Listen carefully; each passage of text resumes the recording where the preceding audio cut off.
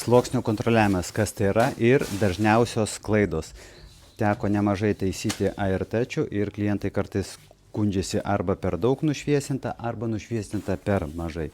Sluoksnių kontroliavimas yra paprastas dalykas, tačiau jis labai yra svarbus. Tai yra, kai aš išsipučiu 30%, aukščiau pakelius pirštus išsipučiu 50% ir galiu visiškai aukštai iškelti ir išpūsti sluoksnį maksimaliai, tai vat 80% ir dažyti tik tai šitiek mažai. Tai bus švelnus efektas. Konkrečiai šiuo variantu pas klientę yra 6 tamsumo tonas, tai jinai pakankamai jau kaip ir šviesi.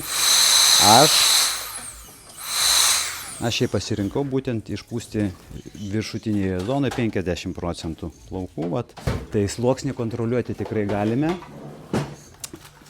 Kuo daugiau išpūsime, tuo daugiau matysis gilesni raštai. Pavyzdžiui, visiškai tamsiaplaukiame, jeigu būtų klientė 4 tono tamsumo, tai reikėtų išpūsti maksimaliai irgi sluoksnių. Ir kuo šviesesnis, daleiskim 7 pas klientę tonas, tada išpūsti sluoksnių mažiau. Visą tai skaičiuoja analitinė anketa. Apie analitinę anketą tikrai dar kažkada tai papasakosiu. Dėkoju.